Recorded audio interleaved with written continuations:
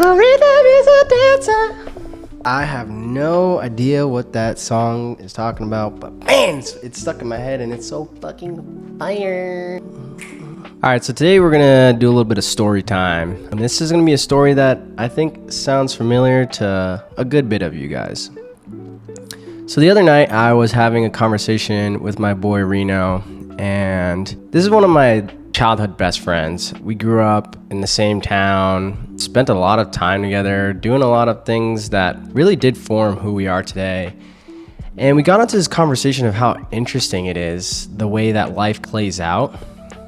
We had very similar cards to start with, and the way we played them created two drastically different stories. But here we are, 18 years later, still able to connect and have this conversation. And we were talking about just how interesting it is that there are just some people in this world that you can crack open that bottle with and really get deep with.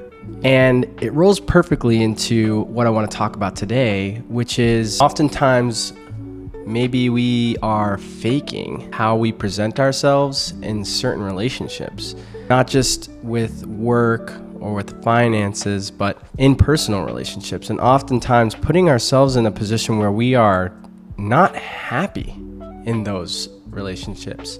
Faking it, and what reason are we faking it for, is what I want to dive into today.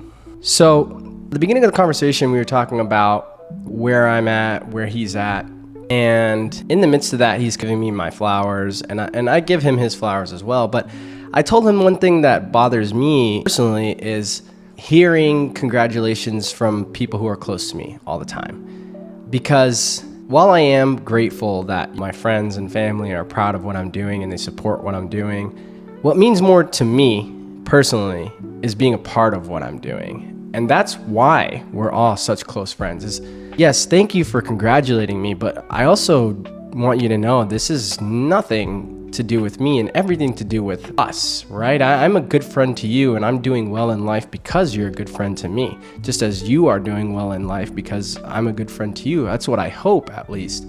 But I told him that regardless of how life played out for us with the cards that we were dealt, I personally don't feel like there's much of a difference from any of us. We're all in the middle class. None of us are famous or uber rich or on the other side of what I would call the glass ceiling. I think we're all down here in the same struggle, and sure, it looks a little bit different to everybody else because we're all choosing what we want to sacrifice, and those sacrifices wind up molding who we become, but I'm no different and I'm no better either, right?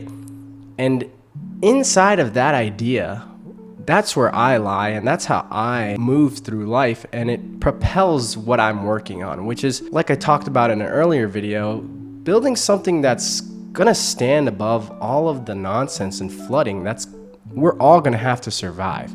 I don't think I'm the one to make it through the glass ceiling. I don't think I'm gonna get to the other side of the line. But what I do know is that I'm going to build something that allows everybody who's coming after me, right, in this line that I'm leading, in this torch that I'm carrying, the line being my bloodline. Anyone who's coming after me is gonna have an amazing platform to catapult from, and hopefully they can make it through the glass ceiling, right? And maybe they can make it into the other side. And I like to think now that I'm in a position where I can start to see the cracks or the holes or whatever you want to call them, openings, windows, portals, to the other side, the side of abundance. And maybe it may not be super attainable for me now. I might get really close in my later years, but I want to make sure that where I'm at now is the absolute lowest ground floor that anybody who precedes me will start from. Does that make sense? I want to build this platform, not just for me and not just for my kids, but their kids and all of the kids that'll come after us. Because as I'm getting older in age, and call me what you will, you're still young, you're still youthful, I'm very aware of my mortality. And in that, I understand that what I'm doing today is not just for me tomorrow, but for everybody tomorrow. The leaders of our country now aren't going to be here very long. Their time's running out, and somebody's going to have to step up to that plate sooner rather than later. I want to be prepared if I have to step up to that plate. So what does that have to do with relationships? What does that have to do with being unhappy with where you're at right now? Well, it has everything to do with it. Think about that guy at work who's just super salty, right? He's just such a bitter person to be around, but he's been there so long, in fact, that he's in charge. There's nothing you could do to remove him, right? He's so seasoned, so skilled, you can't just get rid of him because you don't like his attitude. And that's something that a lot of people are dealing with right now. They're dealing with people that they don't like in positions above them and having to bow down and kiss the ring and say, yes, sir, you're right. That's not a life to live. And it's not a life to live when you get down to personal relationships either, which I feel like more often than not, people are in those kind of personal relationships. It could be a friend that's just very dominant and overpowering, or it could be a partner, a girlfriend or husband that just always has to have it their way. And it's okay to give people leeway. I get into arguments with Janai or Louie all the time about little dumb shit. For example, me getting pissed when I'm hungry, right? We're all out and I get hungry. I become a raging bitch and they know it. And I will make the biggest scene about the fact that we all need to go get food immediately, right? But it's not to the point where they're like, God, I can't stand Mark because every time he gets hungry, he's just annoying to be around, right? It's something little. And that's okay to look past. But when it's something like, God, I hate the way this person breathes. I hate that every time I'm with this person, they're so bossy, they're so naggy, they're so negative, right?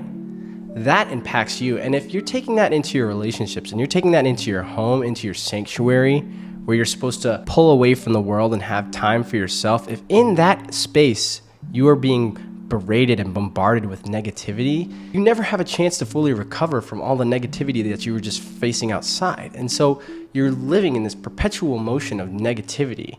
And even deeper than just yourself, if you are in a relationship where you have kids and that is the dynamic between you and your partner, negative, negative, negative, negative, negative, maybe a little bit of positive, right? Maybe you guys get romantic at night and it's like, I still love you. Sure, who doesn't like to have sex?